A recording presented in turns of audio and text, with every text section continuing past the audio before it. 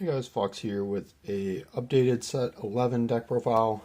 Set 12 about to release, so I figured no time like the present to get this out for you guys. I apologize, had a little bit of a bad sinus infection there. So for the ride line, obviously still running the 1 Deepening Night Tamayura. For those who don't know, at the beginning of the ride phase, basically all of your front row units get 5k, and then she has the continuous ability on Vanguard Circle. When she attacks, you counterblast 1, perform all the following. You can choose a card from your soul and call it a rear guard, but if you choose a card with Rear-me or Rar-me and its card name from your soul, you call them both the rear. So you basically get 2 free calls of the grade 2s or the grade 2s or grade 1 Rear-me or Rar-me's, and vice versa. So you could choose one of the grade 2s, one of the grade 1s, as long as one of them is a Rear-me and one of them is a Rar-me. So really good in that aspect. Still running the grade 2 Tamayura, of course. So when it's placed by riding from In the Calm Sunlight Tamayura, you choose up to 1 card with Rear-me or Rar-me in its card name from your drop and put it in your hand. So basically refunds the cost of your ride. And then for the grade 1 Tamayura, she says when this unit is placed by riding, you basically look at the top 7, you choose up to 1 card with Rear-me or Rar-me or a Foxar card, which is basically any of the orders for the deck. You reveal it, put it in your hand, and then you shuffle your deck. And then the grade 0 of the ride deck has the same skill as all of the others in D format, where if you went second, you draw a card. Do keep a note, as this is a glitter deck, all of them except for the grade 0 do have the glitter ability. So if you guard with the Rear-me or Rar-me grade 2, they will go in a soul. So really good in that aspect, helps fuel your soul so that when you do get to either of the grade 3 Tamayuras, you can call them out with their abilities. Moving on to the other grade 3s, we have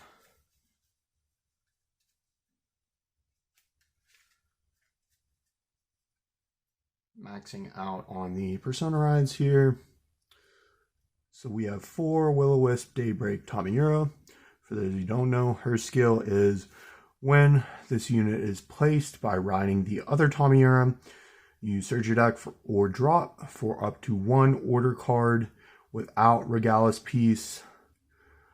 You reveal it, or you put it in your hand rather, and then if you search your deck, shuffle the deck, and then you activate your persona ride, so you get the +10 and you get to draw a card to your front row. And then her other ability is when it attacks a Vanguard on Vanguard Circle, you bind a Deepening Night Tamayura, which is the other grade 3 Tamayura from your soul. You choose up to 1 card each with Rear-me or Rar-me in its card name from your soul. You call them in a rearguard circle and they get 5,000 to end of turn. And then at the end of the turn, you ride the card bound for this unit as rest. So really good in that aspect. Every turn you're going to be getting, well, not every turn, but you do get that persona ride. And then if you draw into the other of your Tamayuras, you are going to be getting them off, which is really nice.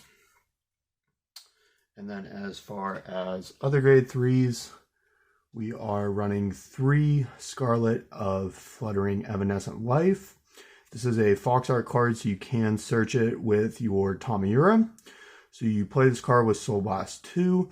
If you have a Vanguard with Tamayura in its card name, you choose up to 1 card with Rar-me and 1 card with Rear-me each from your drop, and you call them to rearguard circle.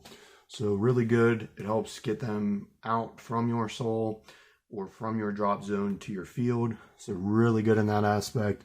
It helps you rebuild your boards against decks that do retire or just your opponent attacking any units. Really good card in the deck. And then for our other orders, we are running 2 Fleeting Shine that lights life. It's a blitz order, so you can play it when your opponent attacks one of your units. So you play it with Soul Blast 2. If you have a Vanguard with Tamayura and its card name, you choose one of your Vanguards and it gets continuous all of your opponent's front row units get minus 10,000 until end of turn. Do not have the funds right now for the other order. We'll probably be picking it up when it is reprinted. But right now I do feel like it's strong enough without it. Deck is still very consistent.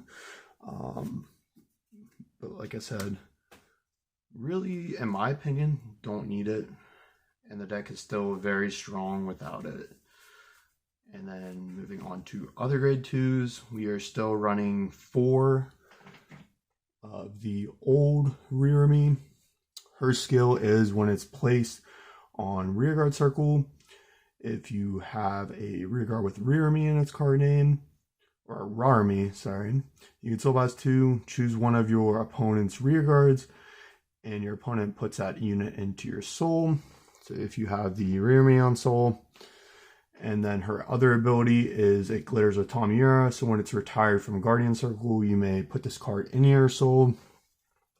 And then for her counterpart, grade 2 wise, the Rarme herself, her ability is if you have the Rearme on rearguard, you can soul blast 2 to draw a card. So she is the draw engine of your deck. And then she has that same skill when she's retired from Guardian Circle. You can go ahead and add her to soul. So, and then as far as grade 1s, running 4 Twin Buckler Dragon. You can run one of the other PG that if your opponent is at, basically grade 4 or higher, you don't have to discard for the cost of your PG. There's just not a lot of Chronojet, Messiah, things like that running around my locals. So there's really not a need for it. What are the other ones? Alden, not Alden, Bastion rather, Bruce. So there's really not a need for it at this time. In this deck, in my opinion, I do run it in my Minerva deck. I just hadn't switched it over, like I said, and don't feel like there's a need for it. Then we're running 3 Stealth Fiend Forktail. This, if you did want to run the other order, you could replace that with this, or you could continue running this and run the order and rearrange the ratio of some of your other orders accordingly. So this says when it's placed on rearguard circle, you may look at the top 7 cards of your deck, choose up to 1 unit with stealth in its card name or glitter from among them, and you put it in your soul and shuffle your deck. So really good in the aspect you can get your Rearmes or Rarmes. If worst case scenario, you can put another copy of her into soul. So really good in that aspect as well. It also puts the grade 1 Rearme and Rarmes into soul. And then for other grade 1s, we are running 3 of this Rearme, it's Showtime Rearme. So she says when this card is put, it has the same text on both of the Rearmes and the Rarmes for grade 1. So it says when this card is put from your soul in a drop during your turn, you can counterblast 1 and call it in the back row to the same column as your front row unit with Rarme. The other one would just obviously say Rearme instead. And then her additional skill is she glitters with Tamayura. At the end of the battle that this unit boosted, you put all of your rear guards in the same column as this unit in your soul. And then if a unit with Rarme in its card name was put in your soul by this effect, and you did not countercharge this turn, you can soul blast 1 and countercharge this turn. So really nice. That countercharge does pay off sometimes. If you do not want to lose your soul, just keep in mind, put it in a different column than the corresponding name. So you could put it behind a Vanguard, or just put it in a different column. So you could put it, basically you can match them up. So you could put it in another column with a Rearme. That way you're not losing your soul, but you're still getting that soul power of her first ability.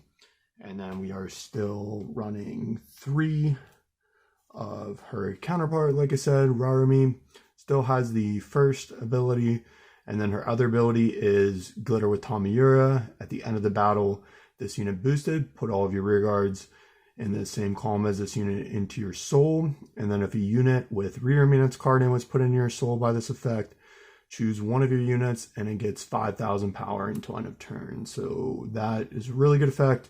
I always find myself using that effect. It really helps you hit those magic numbers. So just amazing in that aspect. As far as triggers go, just clear these off here.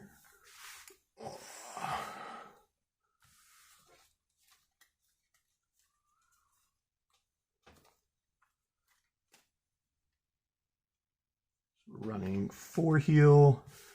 You could try the effect heals. I like the consistency of the regular heals more, in my opinion. Obviously running the 1 Dragon Empire over trigger, I feel like it works really well in the deck. So I have been enjoying it.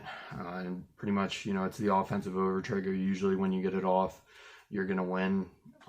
Unless they have a lot of cards to go with in hand. Running the 4 fronts for the defensive power. And then the 7 criticals. So